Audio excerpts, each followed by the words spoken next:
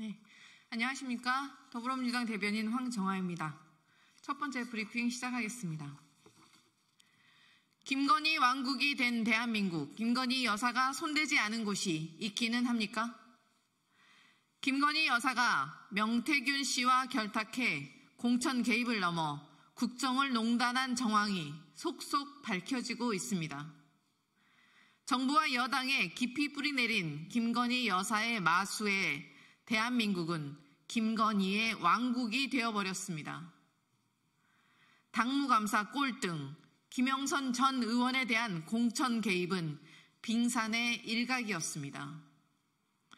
서울시장 여론조사를 지시하고 원희룡 전 장관의 종로 재보궐 출마를 무산시켰다는 의혹이 제기되었습니다. 심지어 오늘은 김 여사가 국민의힘 국회 부의장 선거에 개입한 정황까지 드러났습니다. 명태균 씨가 국회 부의장 선거를 앞두고 김영선 전 의원 측에 대통령 부부 지시가 없으면 나가면 안 된다 라고 말한 녹취 파일이 공개된 것입니다.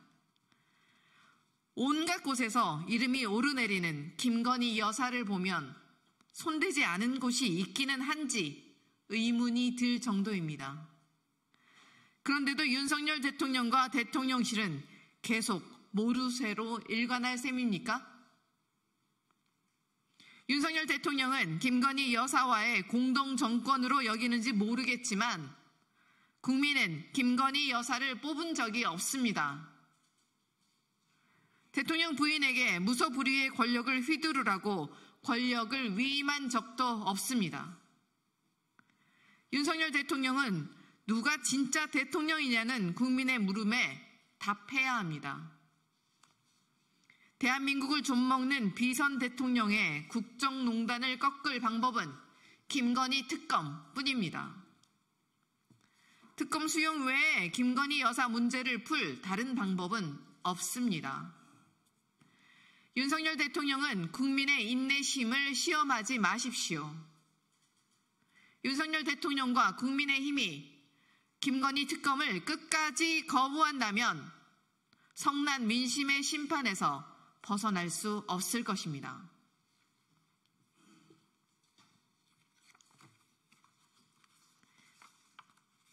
두 번째 브리핑 시작하겠습니다.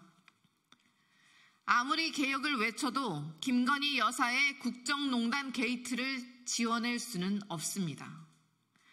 윤석열 대통령이 국무회의를 통해 의료, 연금, 노동, 교육의 4대 개혁 추진이 곧 민생이라며 모든 힘을 쏟아야 한다고 강조했습니다. 대통령은 여전히 현실을 직시하지 못한 모양입니다. 대통령 부인의 국정농단 게이트로 국정 동력을 상실한 정부가 무슨 개혁을 추진한단 말입니까? 윤 대통령의 개혁은 이제 대한민국을 위한 개혁이 아니라 대통령 부부의 치부와 의혹들을 덮기 위한 기만으로 보일 뿐입니다. 민의를 외면한 불통 대통령의 개혁 구호는 공허합니다. 개혁의 방향 역시 오직 대통령의 오만과 아집만 보일 뿐 국민과 민생도 없습니다. 더욱이 국민의 뜻을 대변하는 국회를 적대하면서 어떻게 국정 동력을 되살리겠다는 것인지 이해되지 않습니다. 민의를 등진 일방적 정책 추진은 허상에 불과합니다.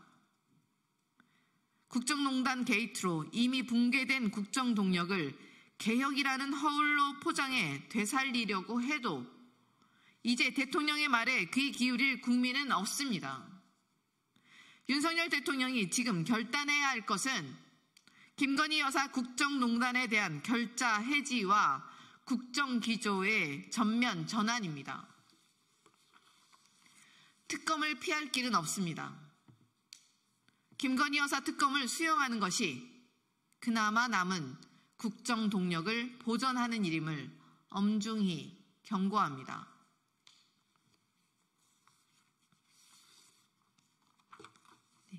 세 번째 브리핑입니다. 제29차 더불어민주당 최고위원회 결과 보고입니다.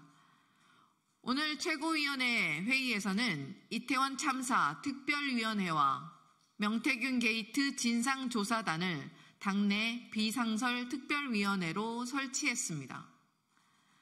이태원 참사 진상규명을 위한 특별법 후속 대책, 피해자 유가족 연대, 추모, 기억사업 등을 지속적으로 지원하기 위해 이태원 참사 특별위원회를 설치했습니다. 위원장으로는 남인순 의원을, 부위원장으로는 김교흥, 박주민, 이해식 의원을 임명했습니다. 이태원 참사 특별위원회를 통해 2년 전 참사의 아픔을 기억함과 동시에 진상규명과 책임자 처벌에 끝까지 함께하겠습니다.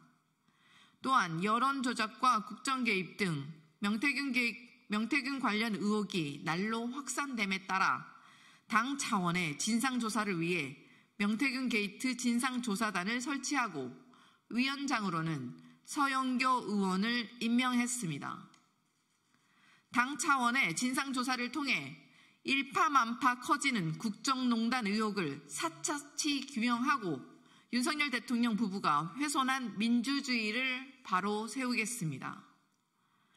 더불어민주당은 그 밖에도 국민의 아픔에 함께하고 국민의 의혹을 풀기 위해 더욱 힘쓰겠습니다. 네, 이상입니다.